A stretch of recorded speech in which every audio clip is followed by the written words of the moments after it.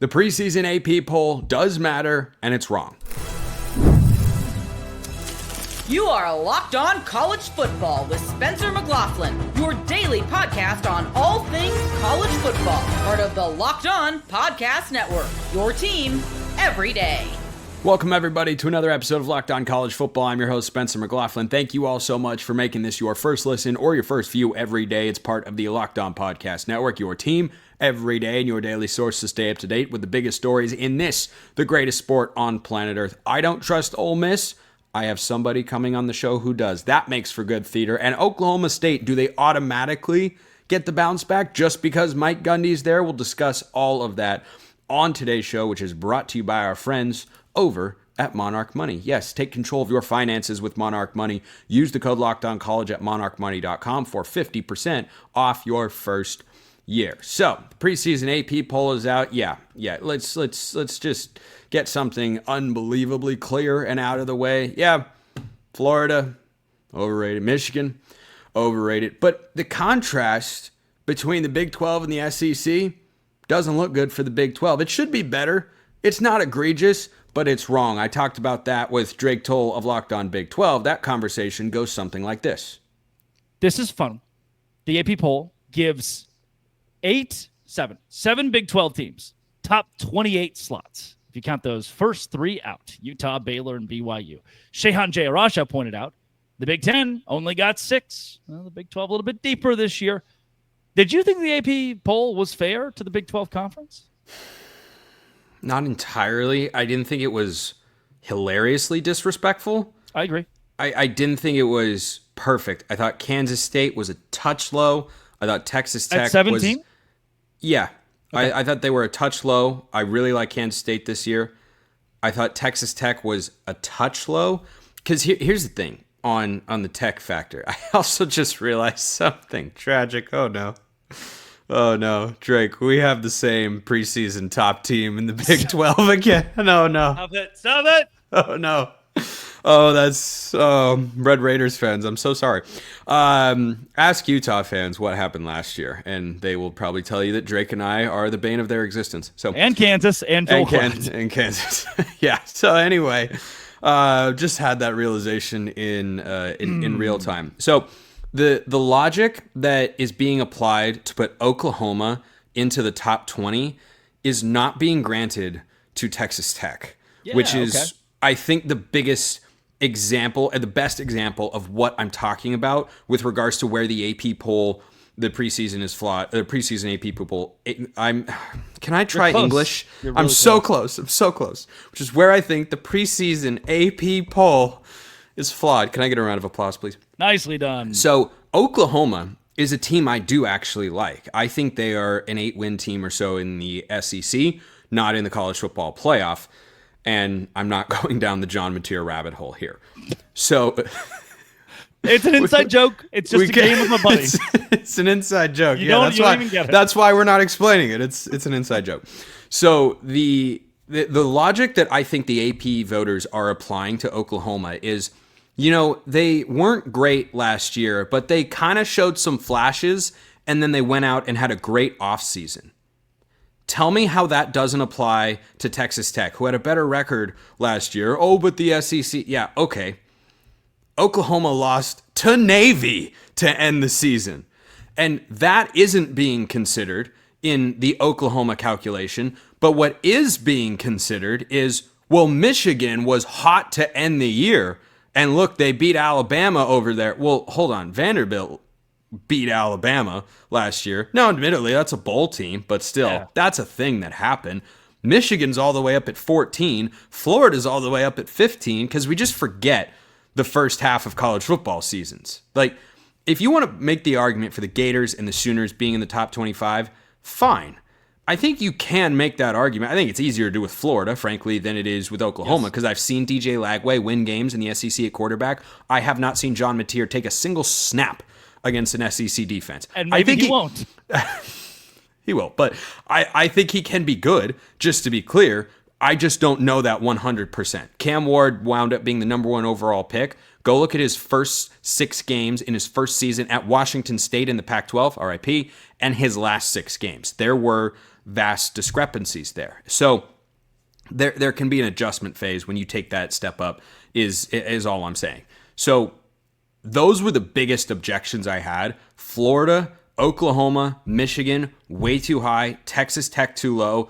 Frankly, I'm happy Kansas State got into the top 20. They deserve it. You're going into year 3 starting Avery Johnson. You have got a proven winner who's won a conference championship within the last 4 seasons. You've got a roster that I think has got enough playmakers to go and win games. You've got a schedule that's incredibly beneficial in my view. And so you can phrase, your vote however you like. Is it based on where you think they're going to end up or where you think they should be going into the year? I'm more in camp 1. I'm happy Arizona State was barely outside the top 10. I didn't seriously object to them being outside the top 10.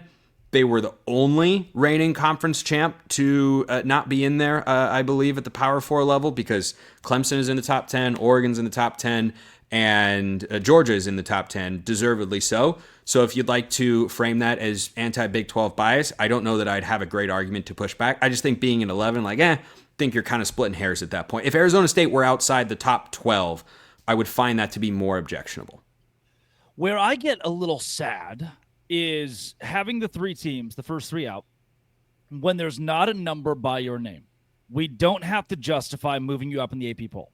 So, for example, let's say the number 24 team in the country loses in week 1. It's not a guarantee that Baylor or BYU or Utah get to fill that spot and jump at the top 25.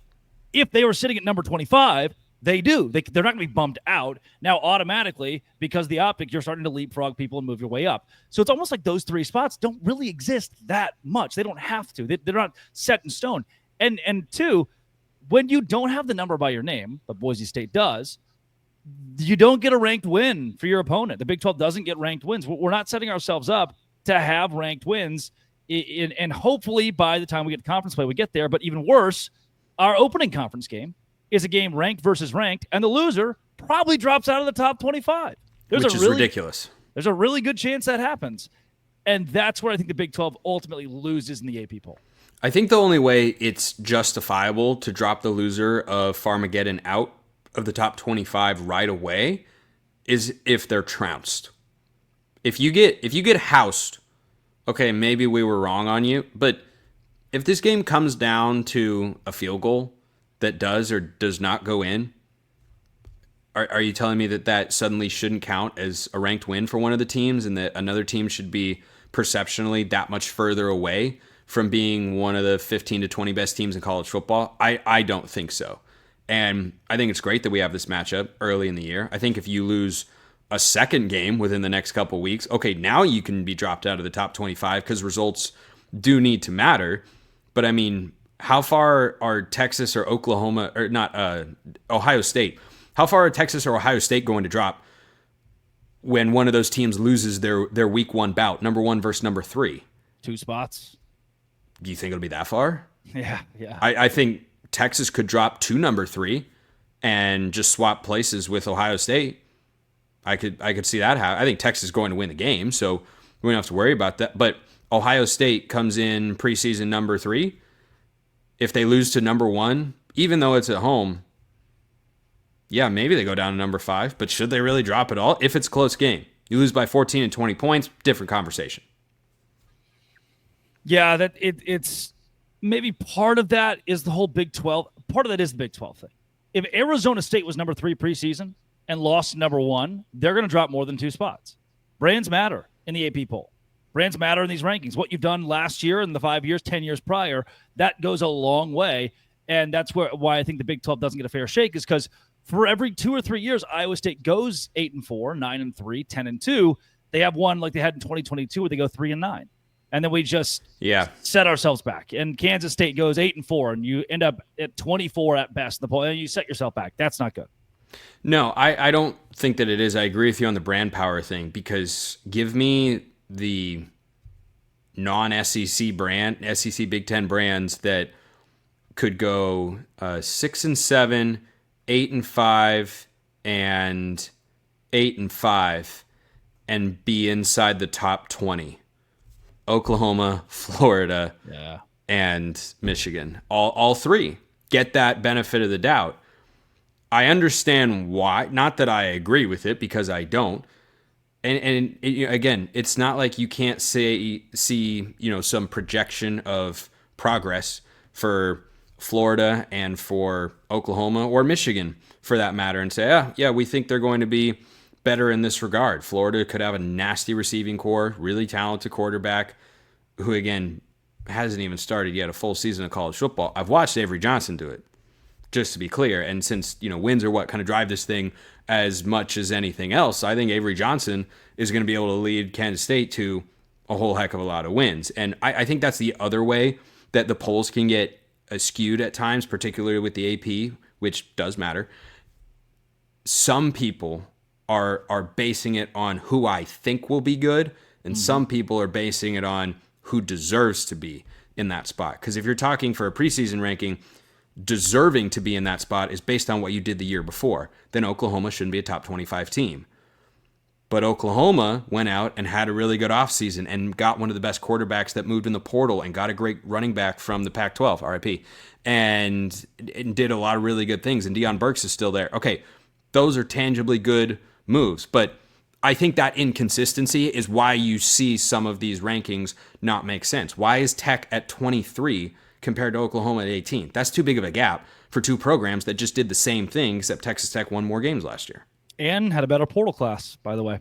Yes, and had a better transfer portal class. And I know what the argument is from the SEC crowd. And it's, the SEC is tougher. The SEC has a tougher schedule and all that. To which I say, well, I watched the non-conference results last year for the SEC, and they kind of stunk. And then the postseason rolled around, and they didn't make the title game again. So what exactly are we basing it on? Well, the last 15 to 20 years, but isn't the preseason AP polls supposed to be based off of last season and what you did this offseason? Anyway, now we go to the aforementioned SEC, where I just can't get behind Ole Miss this year.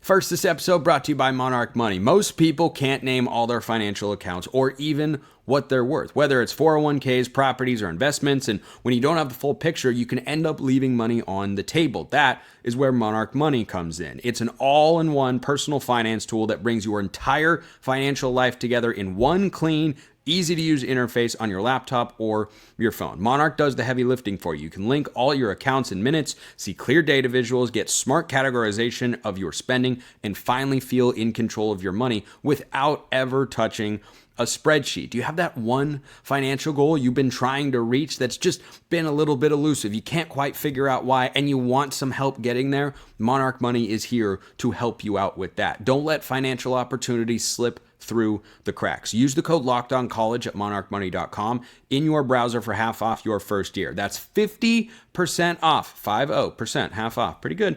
Your first year at monarchmoney.com with the code LOCKEDONCollege. Check them out at monarchmoney.com. I look at Ole Miss this year and I feel the same way about them that I feel about Auburn.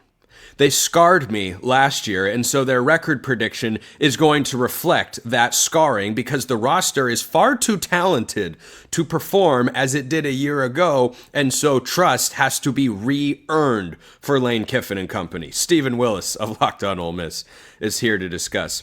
Look, I'm sure to Rebels fans this isn't going to sound very nice.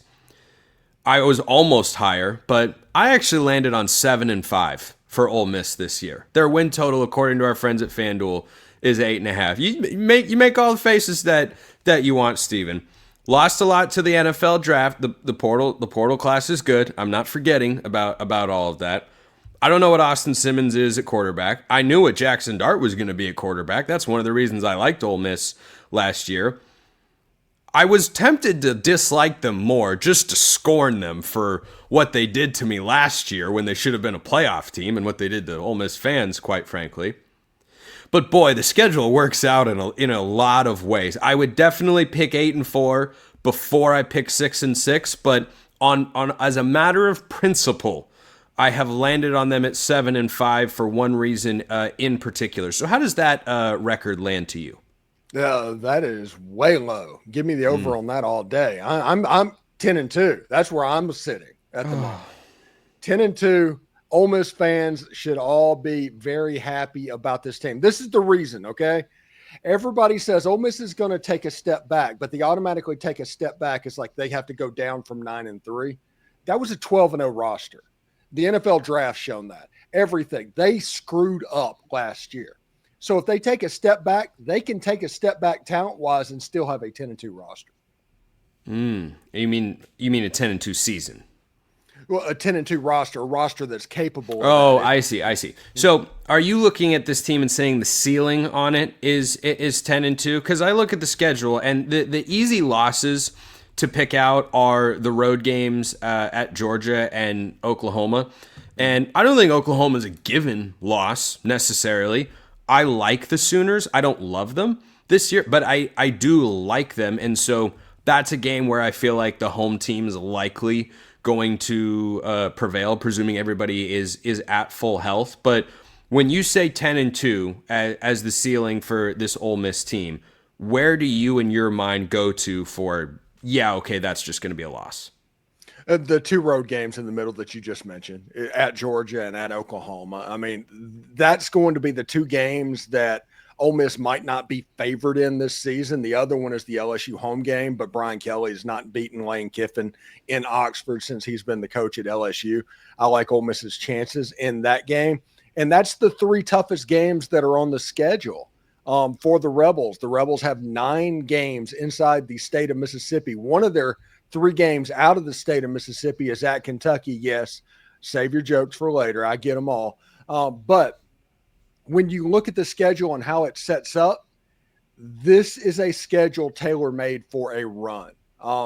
This fall camp, Austin Simmons, until the last scrimmage, has been nearly flawless. He is somebody that has unbelievable talent and has an absolute rifle for an arm. By the middle of September, everybody's going to be talking about that guy. Lane Kiffin yesterday described Kewan Lacey at running back as electric, and they have 3 Bolitnikov candidates, watch list candidates at wide receiver, and 2 Mackey candidates at tight end. If the offensive line is just average, this team is going to be able to outscore most of their schedule. Do you think the offensive line can be average? Yes, absolutely can. I think the offensive line can be better than it was a year ago, but it all comes down to the transfer Patrick Kudas from Arkansas. If he can get on the field and be healthy, they really feel like they hit on the transfer from UAB, Delano Townsend, and the transfer from Charlotte, PJ Wilkins. But the leader in the clubhouse should be Patrick Kudas. And if that happens, all of a sudden this line has a little bit of leeway and a little bit of a margin for error that they haven't had in a while. So let me throw out what is a principled selection on my part as it pertains to what I have said on the past on the show for quite a while. The Egg Bowl is in Starkville this year, Steven. I am not down on Mississippi State, who most of you probably don't know brought in a top 25 transfer portal class, who when Blake Shapen was actually healthy last year, had a productive offense, and they darn near, with a horrible roster, frankly, almost beat the Big 12 champs, Arizona State, on the road. That nonsense against Toledo, I'm still not entirely sure what happened that particular week. I'm going to choose to omit that from my data points that I list while making my argument here. I think Mississippi State is a step forward team in the SEC. I think they're going to be at least 1, maybe 2 teams that people think on paper they shouldn't. We see crazy upsets in the SEC every year, and I'm taking Mississippi State going into the season to beat Ole Miss in the Egg Bowl. I will tell you why you're wrong on that one. 4 out of the last 5 games between Ole Miss and Mississippi State played in Starkville. Ole Miss has won. The one that they didn't win was the piss and the miss that allowed Lane Kiffin to end up in Oxford.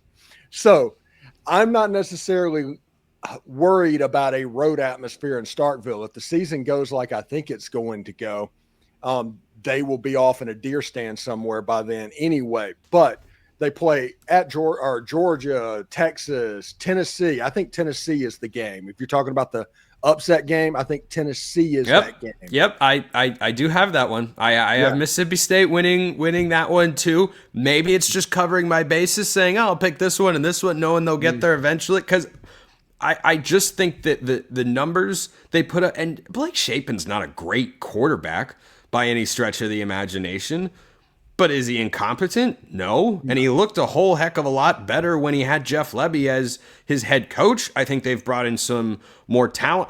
I was impressed. The game that impressed me the most last year at Mississippi State was the game at Georgia. They put up, what was it, 27, 30 some odd, however many points it was. And you just looked up and you went, wait a minute. Mississippi State's terrible. They lost to Toledo. Why are they scoring that many points at Athens? And that was an indicator to me, like, I think Lebby could be good. I don't know I don't know that he lights the world on fire just yet. I think he could be good. Although the rumor in the state of Mississippi is Mississippi State is going all in on baseball NIL, which at the detriment of football, that could change some things moving forward. But I think they're going to be better than they were a year ago. But last year they were a 2-10 team and they got housed by Toledo. This year, if they get beaten by the Mid-American Conference equivalent that they play on their schedule again like that, it's going to be a rough season, and Jeff Lebby might not survive it. If he does exactly what he did last year, he might not survive it. But no, I do not see Ole Miss losing that game. I think the game that should be scary for Ole Miss fans on their schedule, it's not South Carolina, it's not Florida, it's not LSU, it's Tulane. Tulane is the team that you should be scared. It's a week before you play LSU. It's in September before everything is coalesced. That's probably the game that should be on everybody's radar. I tell you what, I love that you. I didn't know where you were going with that one. I give Lane Kiffin. Lane Kiffin made me readjust what perhaps the ceiling could be for him at Ole Miss last year. I've never moved on the floor. He's never going to be bad at Ole Miss. I would never predict Lane Kiffin, barring injuries, to bottom out and go 4-8, and then Ole Miss says, "All right, we're done with this guy now. Let's go on to the next head coach." I would never do that. Tulane game's interesting. John Summerall is one of the hottest head coaching names out there, who's likely to be Power 4 head coach. Maybe by 2026, depending on what job comes open. Certainly by 2027, he'll be coaching at the Power 4 rank somewhere. Maybe even in the SEC. Who knows? He's got a roster that is one of the best in the American. They have one of the best Group 5 playoff odds in the country, as they should. They lose Darian Mensah at quarterback, but they bring in Jake Retzloff from BYU, who just led the Cougars to a magical 11-2 season last year, mostly on willpower and determination. That is a very... Okay, really quick. 1 to 10, your upset concern meter for Ole Miss at home against Tulane. 3, honestly. They're generally better. Retzloff coming in is kind of like a Jeremiah Masoli situation at Ole Miss, where you come in the fall. It's kind of a crash course to kind of learn the offense. You play the game in September. If you played Tulane in November, different story. But in September, they're not going to quite be 100%. And Mekhi Hughes going to Oregon, I think that's going to hurt Tulane more so, because he's a really good running back, and he covered up a little bit that they had going wrong in the past. Now, they're still going to be good. They still have a lot of talent. They just don't have that high-end talent that scared Kansas State a year ago. The Oregon connections that you just brought up on this segment are absolutely wild. I'm so here for it. Yeah. I'm so here. I didn't think we were talking about Jeremiah Masoli today. I give you 30 minutes on Jeremiah Masoli. I met him once as a kid at the airport because... Well, I'm neutral arbiter of all things college football in this program, so I won't say what I was about to say. But Steven Willis, Locked On Ole Miss, great as always. You know who wants a bounce back or spring forward, however you want to see it? Oklahoma State. I think they can get it.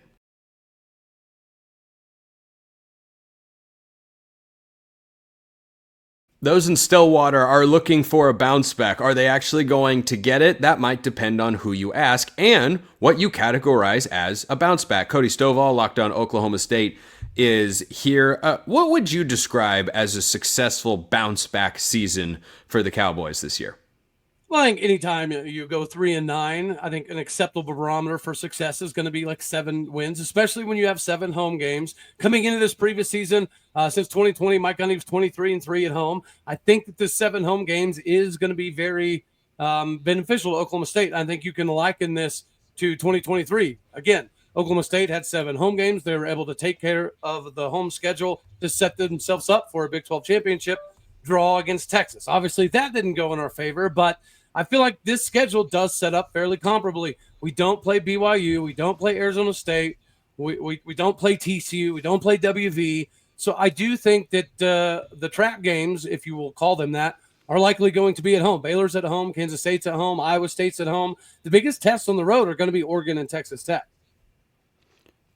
I don't know if I'd describe those as trap games, because trap games are one that shouldn't get you, but then you fall through the trap door.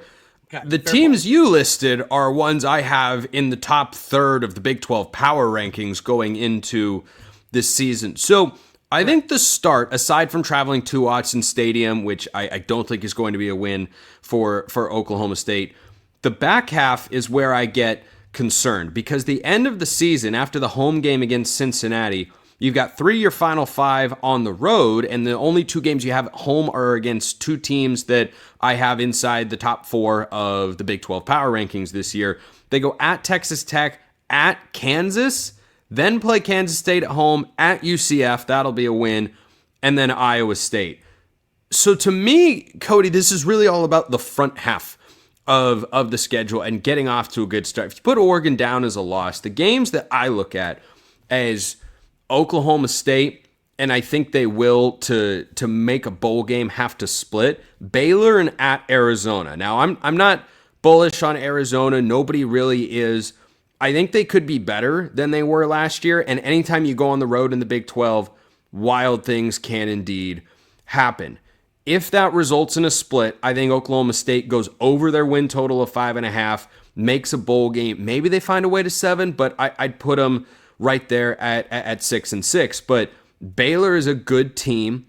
I don't know. I'm hesitant. I don't never jump into this camp, but I'm hesitant to get on board with teams where people are like, oh, well, they found it at the end of last year. Well, what happened in the first half of the season? Am I supposed to just ignore it? Does it not matter at all? People are like this with Michigan. Look at how Michigan closed the year. Well, yeah, okay. They closed the year on a high note, but the rest of the season happened too. Or Florida. Florida was hot at the end of the year. Well, yeah, that same staff that got off to the horrible start is still right there. So I feel that way with Baylor. I think Baylor is good. I don't think Arizona's that good, but Arizona's on the road. And I'd feel more confident in a split, frankly, if you just said, give me the road game against Baylor and bring Arizona to being at home. So in those 2 games, how do you feel Oklahoma State can match up roster-wise with those 2 teams, particularly Baylor, who a lot of people like?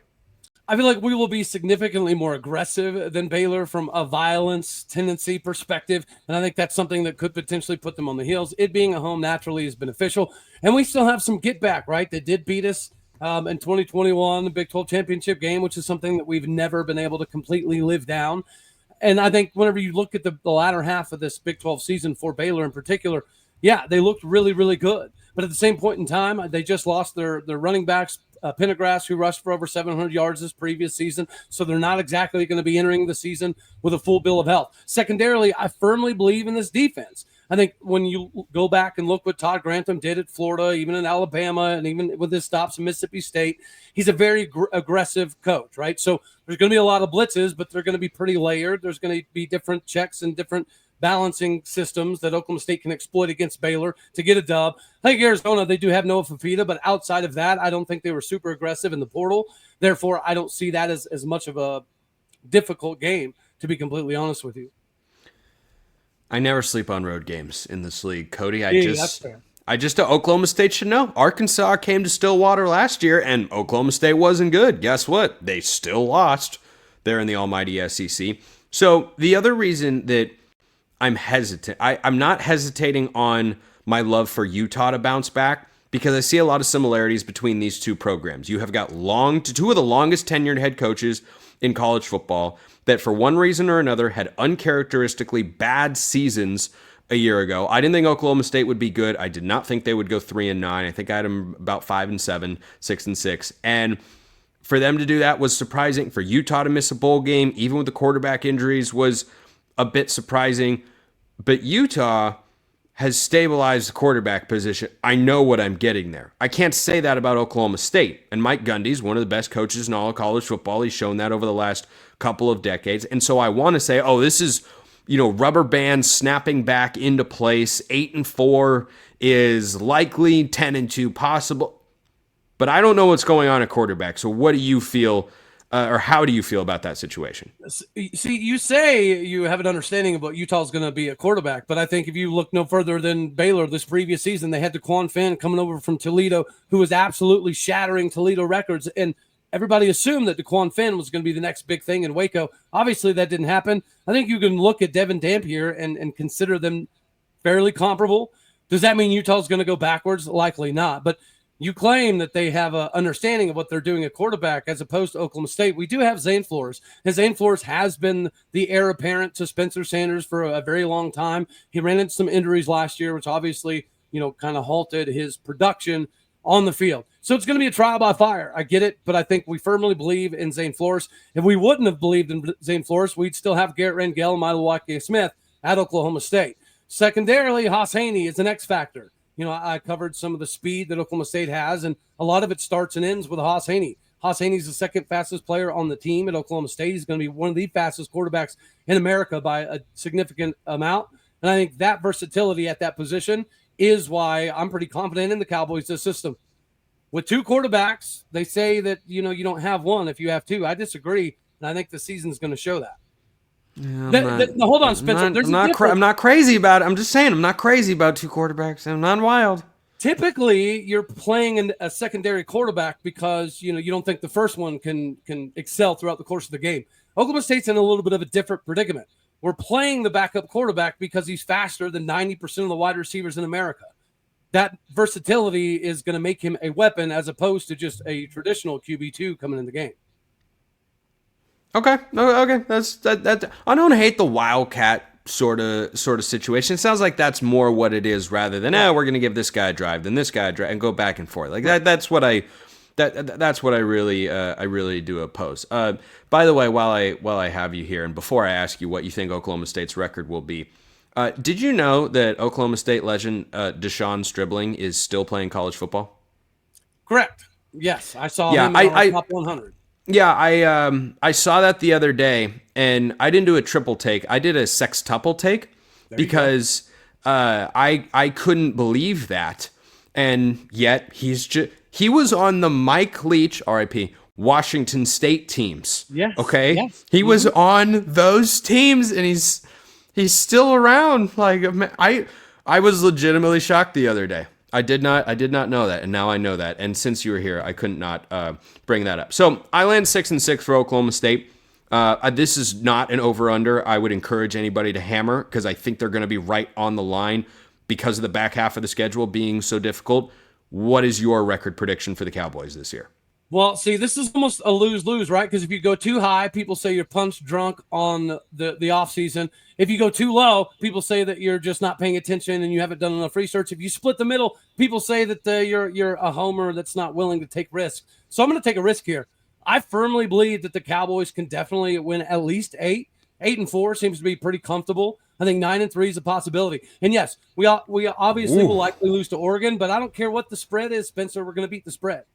Right? If it's 14, bring it. If it's 17, which I think it's likely going to be in that range, I'm all about it. I don't think we beat Oregon. I don't think we beat Tech, and I think we lose to Kansas State. But other than that, I mean, you got to think about it. You mentioned Iowa State. But Oklahoma State finally has something to leverage that 3-3-5. The only way you beat the 3-3-5 is you have the dudes up front. We went out and got Demarion Thomas out of Vanderbilt. We do have Deshaun Brown coming back, Jaleel Johnson coming back. We also got Havili Kafusi from BYU, who seems to be a one-man wrecking machine. We have Iman Oates returning. So we have multiple 305, 325, 355-pound dudes to man the middle. And I think we have the athleticism on the outside going to get J.K. Johnson from LSU and Jalen Davies from UCLA and Eric Lester from, yeah, you know what I'm talking about. East Carolina. Thank you. We nailed it. We did this thing together.